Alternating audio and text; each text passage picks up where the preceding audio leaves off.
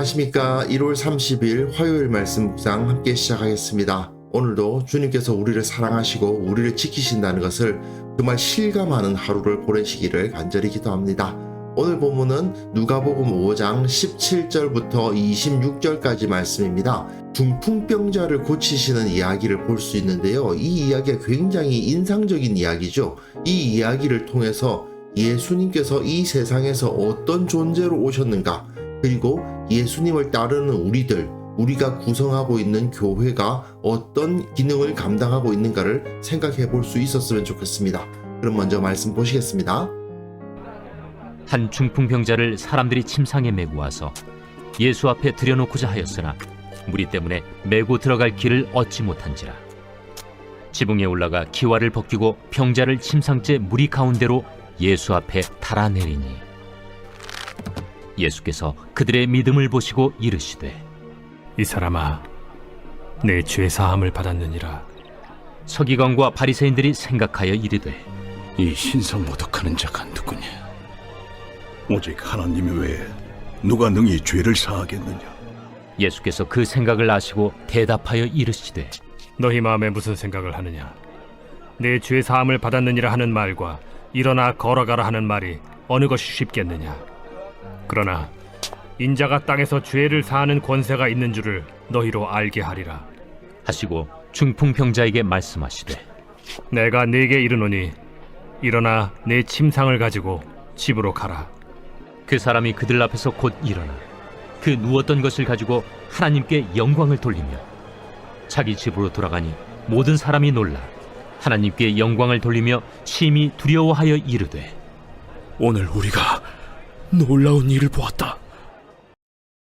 예수님께서 사람들을 모으시는 모습을 볼 수 있는데요. 그 사역 가운데에서 이 바리새인들과의 갈등이 나타나고 있죠. 예수님께서 하나님 나라의 씨앗을 뿌리시고 제자들을 부르시고, 그리고 제자들 중에서 12사도들을 세우시는 이야기 사이에 이 바리새인들과의 갈등을 일으킬 만한 사건들이 계속 일어나는데, 어제 본문에서는 나병 환자에게 손을 대시는 모습을 볼 수 있습니다. 여기서는 바리새인들과의 갈등은 일어나지는 않았어요. 하지만 분명히 율법에서 나병 환자는 멀리해야 돼요. 율법은 더러운 것을 멀리해라. 그래서 너희 깨끗함을 지켜라 라고 말하고 있다면, 예수 그리스도의 복음은 너희 깨끗함을 가지고 세상 가운데 나아가 세상을 깨끗하게 만들어라. 그러한 변화가 예수 그리스도의 능력에 의해서 나타나는 것을 보았고요. 오늘 본문에서는 중풍병자를 낫게 하시는데, 사실 중풍병자가 낫는 것이 핵심이 아니에요. 죄사함이 선포되었다라는 것이 핵심입니다. 죄사함은 어디서 하죠? 성전에서 합니다. 이 사실을 우리는 기억하시면서 본문을 보실 필요가 있어요. 오늘 본문은 마가복음 2장 1절에서부터 12절까지의 내용하고 거의 비슷합니다.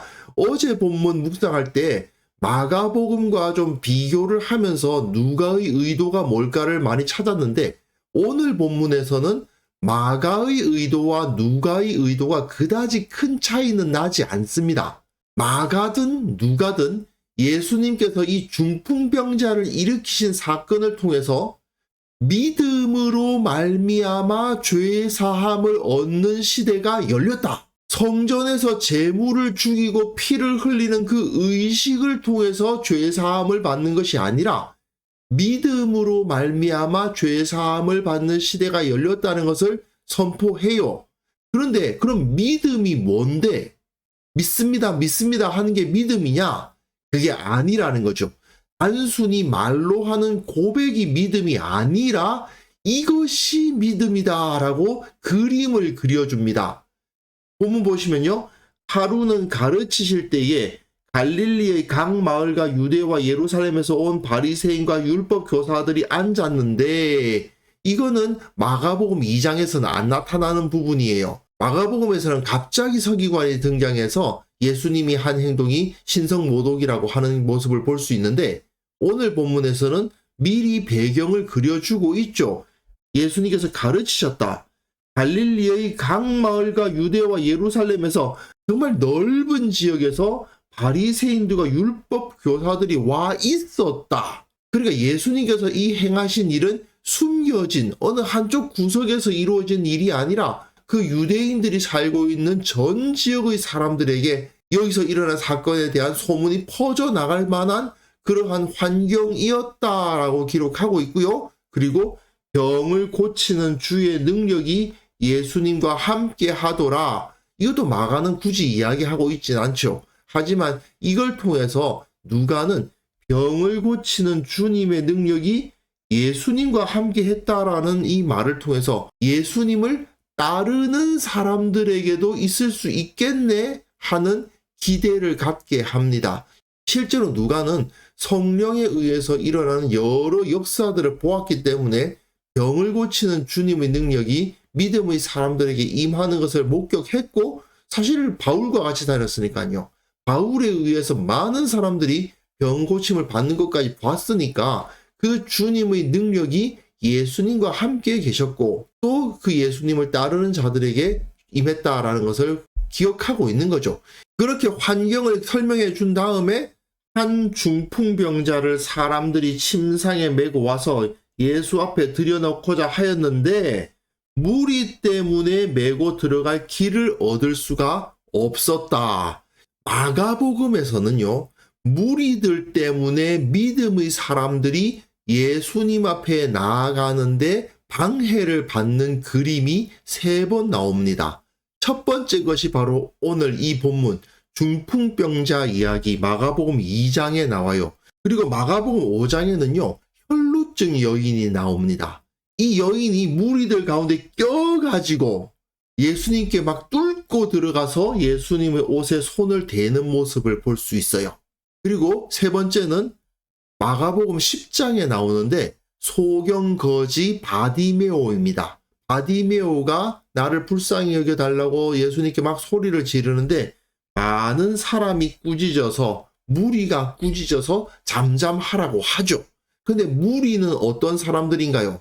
말씀도 듣고 자기 병도 낫고 하는 자신의 이기적인 욕구를 예수님을 통해서 채우고자 하는 자들이 무리잖아요. 그러나 이 3번 다 믿음의 사람들이 이걸 극복해내죠. 누가는 바로 그 이야기를 그대로 그려주고 있습니다. 무리 때문에 메고 들어갈 길을 얻지 못하니까 지붕에 올라가 기와를 벗겨요. 병자를 침상째 달아내립니다. 믿음이란 무엇이냐? 이게 믿음이다 이거예요. 믿음이란 지붕에 올라가서 기와를 뜯어내고 병자를 침상째 내리는 거, 그걸 믿음이라고 한다. 이걸 이제 복음서가 가르쳐 주고 있는 거죠. 믿음이라는 것은 마음속으로 믿습니다, 믿습니다 하는 게 믿음이 아니다. 지붕 뜯는 게 믿음이다. 그러니까 20절에 보십시오. 예수께서 그들의 믿음을 보시고 이르시되라고 되어 있잖아요. 누구의 믿음입니까? 그 중풍병자를 데리고 온 사람들의 믿음이죠. 그러니까 이 사람아 내 죄 사함을 받았느니라. 그러면 누가 죄 사함을 받습니까? 이 중풍병자가 죄 사함을 받은 겁니다.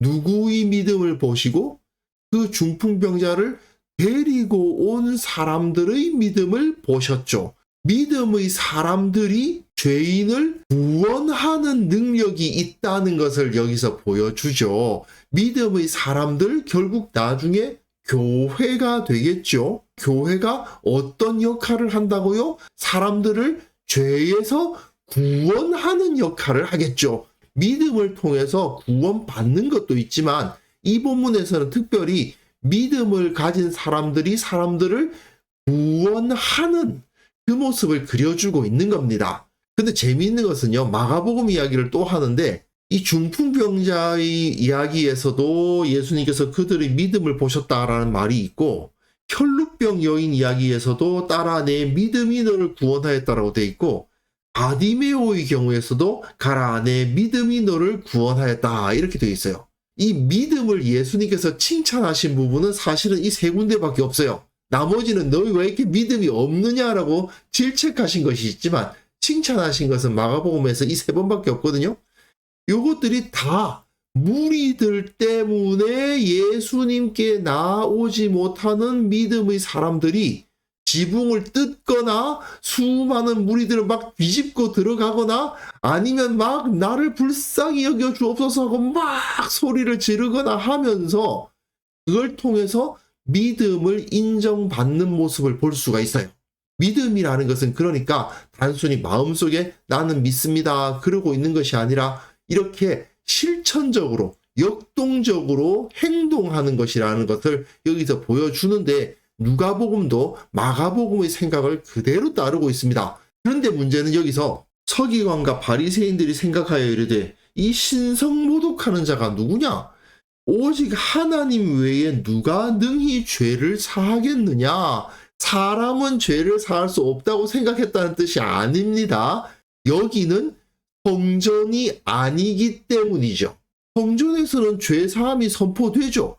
하나님만이 죄사함을 해주실 수 있다는 것은 보이지 아니하시는 하나님만이 죄를 사해 주신다는 뜻이라기보다는 성전에 가서 제물을 바치고 제사장이 죄사함을 선포해 줘야지 저 예수라는 자가 그 믿음만을 보고 네 죄사함을 받았다라고 선포하는 것은 있을 수 없는 거죠. 즉 성전의 기능을 자기가 할 수 있는 것처럼 말씀을 하셨기 때문에 이런 생각을 하게 된 겁니다. 그러니까 예수님께서 그 생각을 아시고 대답하여 이르시되 너의 마음에 무슨 생각을 하느냐?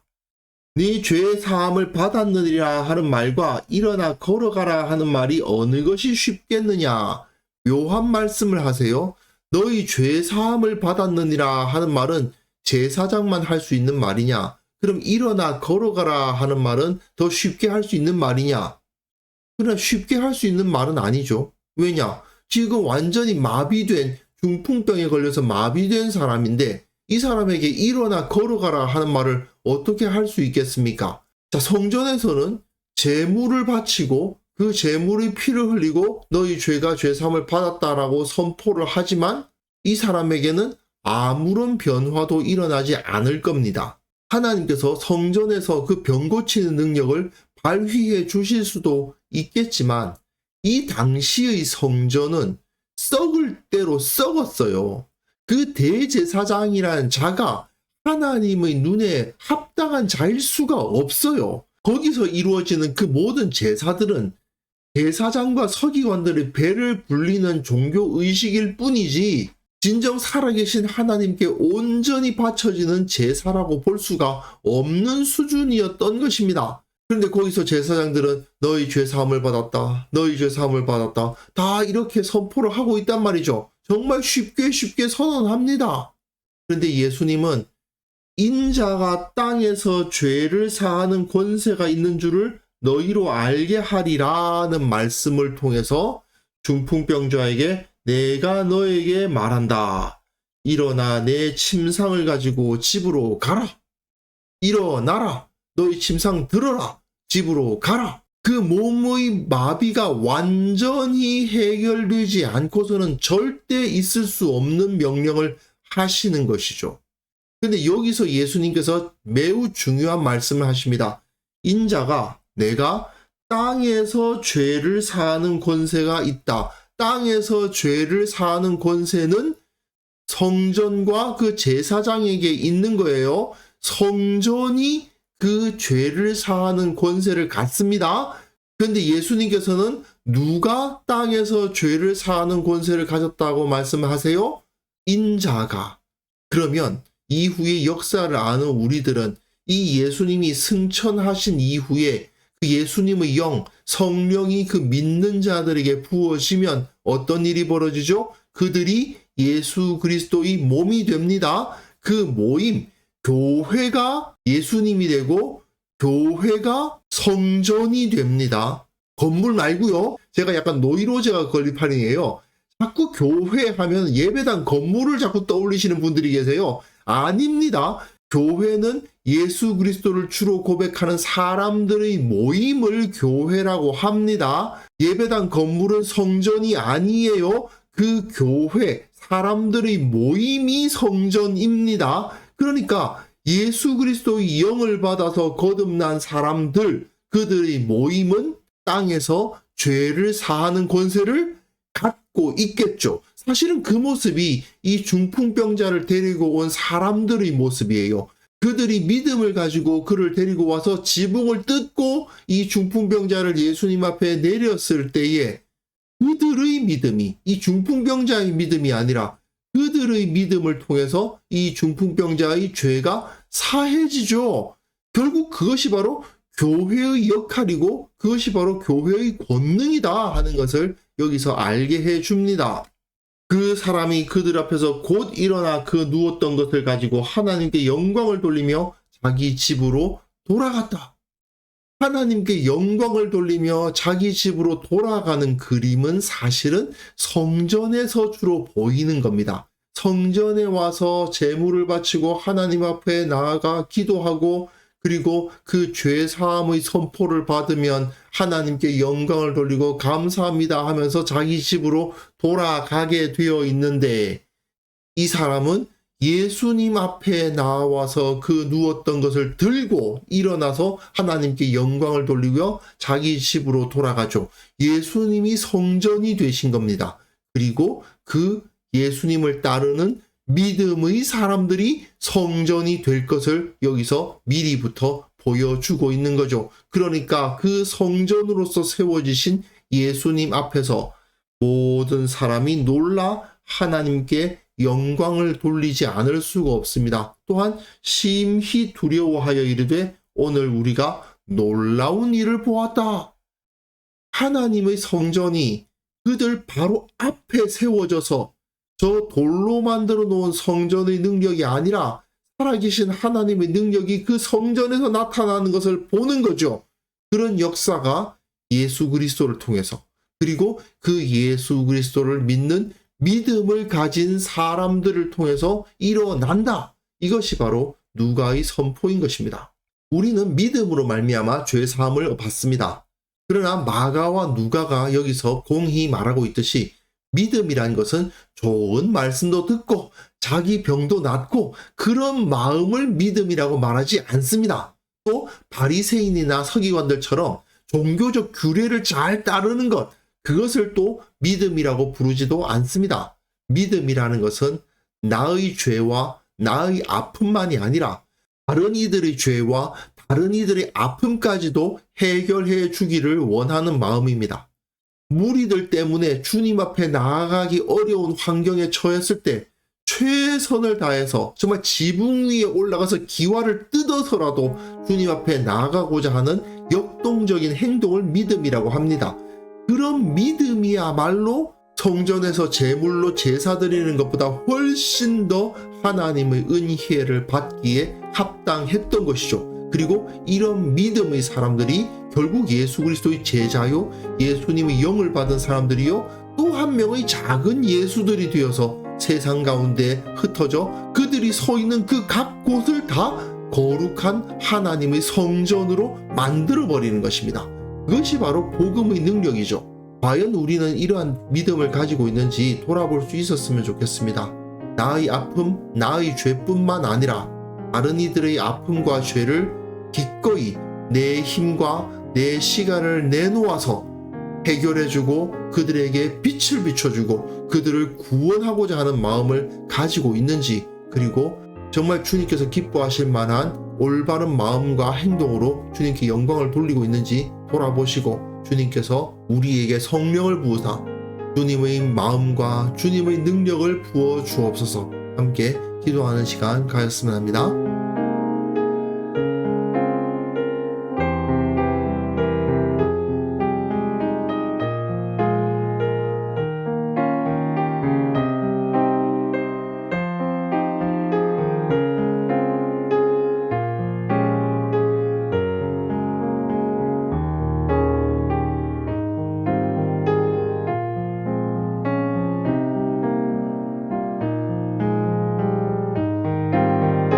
하나님 아버지, 우리의 마음을 붙들어 주시고 우리의 마음속에 주님의 권능을 온전히 믿는 믿음을 주셔서 또한 성령으로 충만케 하셔서 주님께서 베풀어 주시는 그 복과 은혜와 능력을 누리게 하여 주옵소서.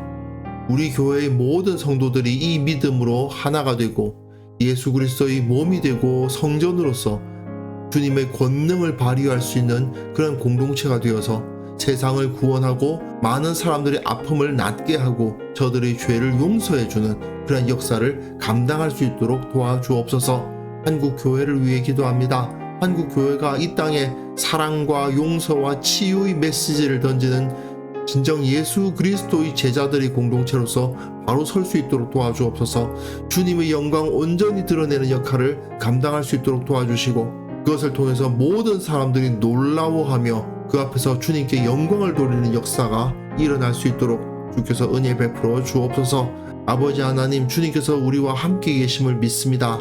이 믿음으로 오늘 하루를 살아가고자 하오니 주님 성령의 능력, 주님의 마음, 주님의 사랑 우리에게 넘치도록 허락하여 주시고 오늘 하루를 예수님께서 살아가셨던 그 모습으로 살아갈 수 있도록 은혜 베풀어 주옵소서. 감사드리옵고 예수님의 이름으로 기도합니다. 아멘.